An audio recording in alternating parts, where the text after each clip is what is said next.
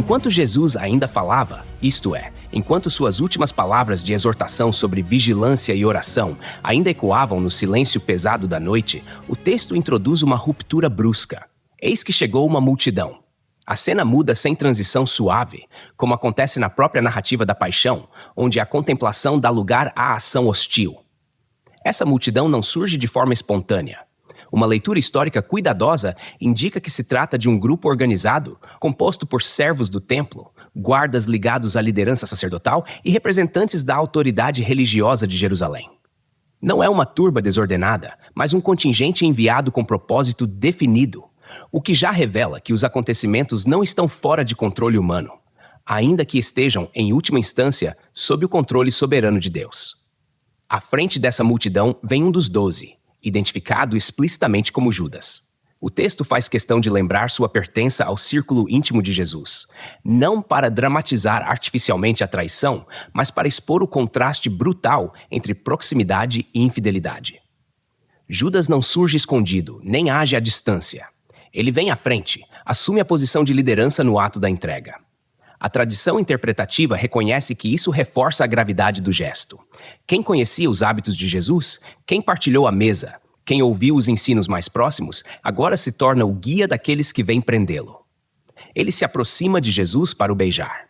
E o beijo, no contexto cultural judaico do primeiro século depois de Cristo, era um sinal comum de respeito, afeição e reconhecimento, especialmente entre mestre e discípulo. O texto não autoriza nenhuma leitura simbólica exagerada além disso, mas deixa claro que o gesto escolhido para identificar Jesus é precisamente aquele associado à comunhão. A resposta de Jesus é direta e profundamente reveladora.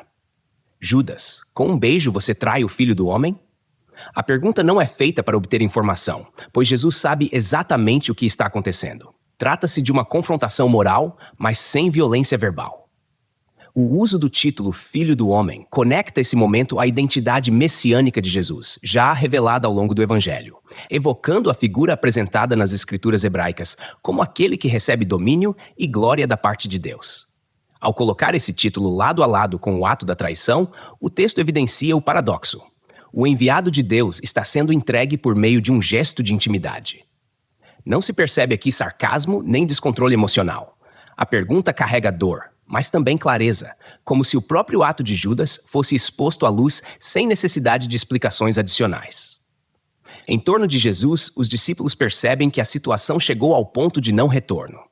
Eles veem o que está por acontecer e perguntam: Senhor, devemos atacar com as espadas? A pergunta revela confusão, lealdade mal orientada e uma compreensão ainda incompleta da missão de Jesus. Uma leitura atenta do contexto mostra que não se trata de um plano premeditado de revolta armada, mas de uma reação impulsiva diante da ameaça iminente. O fato de perguntarem antes de agir indica que ainda reconhecem a autoridade de Jesus, mas a pergunta em si revela que esperavam uma resposta favorável ao uso da força. O texto não sugere que Jesus tenha incentivado esse tipo de defesa anteriormente, nem que as espadas representassem uma estratégia messiânica legítima.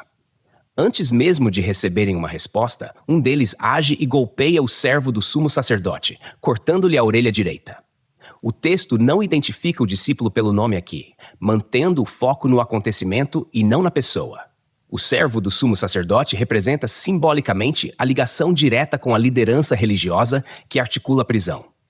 O corte da orelha direita não é um detalhe aleatório. A precisão da descrição mostra que houve violência real, concreta e não apenas uma ameaça. Ainda assim, o texto não descreve tentativa de matar, nem prolonga a cena de combate, como se quisesse deixar claro que essa ação é um desvio momentâneo, não o caminho da narrativa. Jesus intervém imediatamente, dizendo: deixem, basta. Essas palavras são curtas, firmes e suficientes. Ele não debate, não negocia, não explica naquele instante. O comando interrompe tanto a agressão quanto a escalada do conflito. Em seguida, tocando na orelha do homem, Jesus o cura.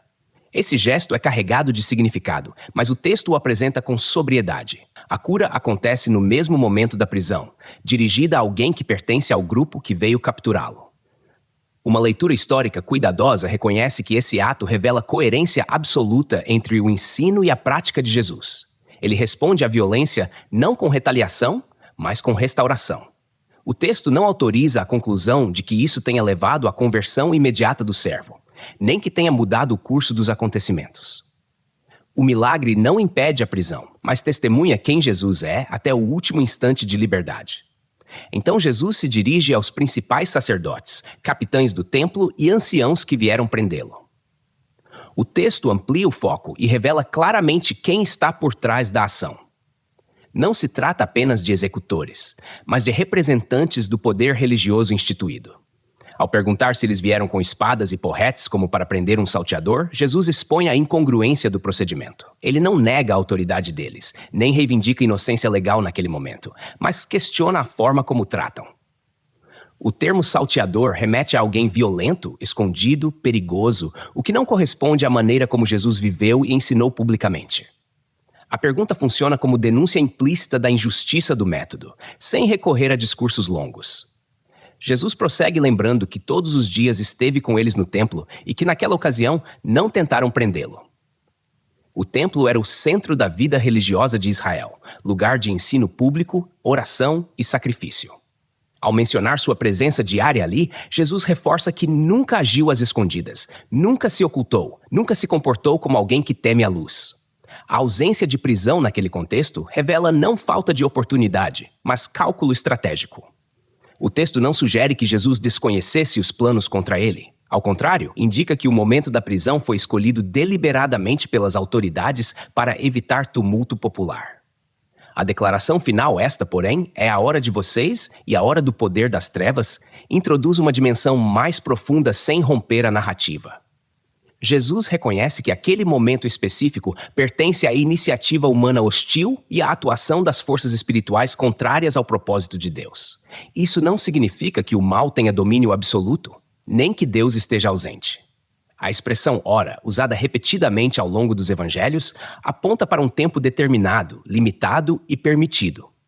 O poder das trevas atua, mas não fora dos limites estabelecidos.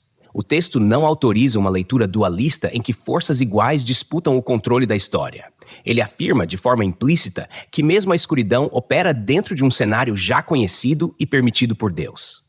A narrativa segue adiante sem oferecer alívio, sem explicar como os discípulos reagiram imediatamente após essas palavras, sem encerrar o episódio com juízo ou consolo explícito. O texto permanece em movimento, como a própria noite que avança, carregando o leitor junto para os próximos acontecimentos, onde a prisão se tornará julgamento. E o silêncio da submissão revelará ainda mais profundamente o mistério da obediência do Filho. Texto e produção Douglas Vieira. Música de Sergio Prosverini por Pixabay. Faixa Snowy Peaks. Voz por ChatGPT 5.1. Tipo Ember. Bibliografia. Comentários expositivos Hernandes Dias Lopes, editora Agnos. Comentário bíblico Matthew Henry, editora CPAD. Antigo e Novo Testamento interpretado versículo por versículo Russell Norman Champlin, editora Agnos. Charles Spurgeon, Os Tesouros de Davi, editora CPAD.